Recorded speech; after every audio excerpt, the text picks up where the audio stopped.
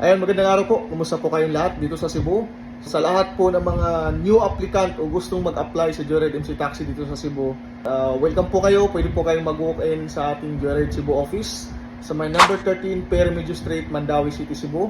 Simula Lunes hanggang Sabado, alas 8 ng umaga hanggang alas 5 po ng hapon.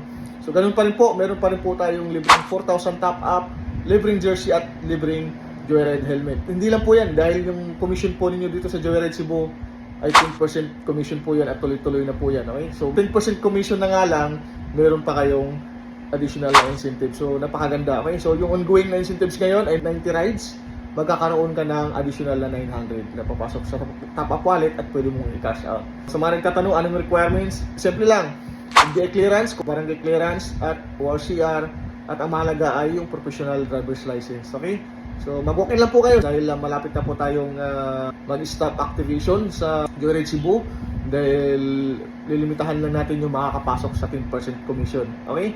So sayang, pagkakataon nyo na, walang mawawala sa inyo pag nag-apply kayo. Ang mahalaga lang ay maka-activate kayo sa Joyride habang ongoing pa yung activation para sa 10% commission. Dahil yung 10% commission na yan, tuloy-tuloy na po yan. Marami na pong booking ngayon sa Joyride Cebu. So good news po yan at tuloy-tuloy na po yung malaking kita ninyo at meron na kayong pang-maintenance sa motor ninyo dahil sa laki po ng maiipon ninyo dahil sa 10% commission. Good luck po at ingat po kayo lagi sa biyahe mga idolo. Payong adlaw sa inyong tanan.